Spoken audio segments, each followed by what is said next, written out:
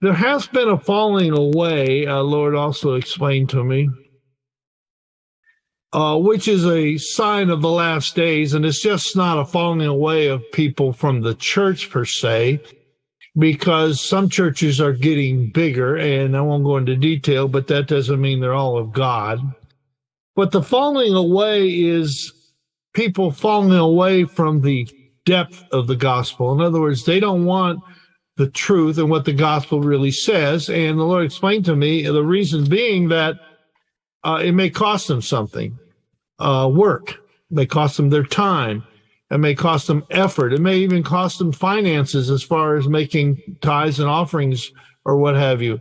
And a lot of them don't want that. See, they want an easy gospel, a cheap gospel, if you will. So that falling away really is, Lord saying, is already happening, and it's people falling away from the depth of the gospel, the truth. That's why, even though it's few people here, I thank you for coming, because you're the serious few that really want what God is giving today. And what he's giving today is the depth of the gospel. That's the theme of this generation, so to speak. A church group, good people. I mean, they're nice people and they're saved, I would imagine. I went to one of their services, and there was no movement of the gifts. There was no teaching that was of any depth of the gospel. Everything was like, make them feel good. This book, the Bible, I got one right here. Actually got a few of them. But this book is not a feel-good gospel, except knowing that you're going to spend eternity with the Lord. That's the feel-good part. The rest of it is all working for the kingdom and being persecuted while you're working for the kingdom and so forth. In fact, everyone you find in this book that we would call a father of the faith, the apostles, Apostle Paul, even Jesus himself, were persecuted. They had a hard road to go.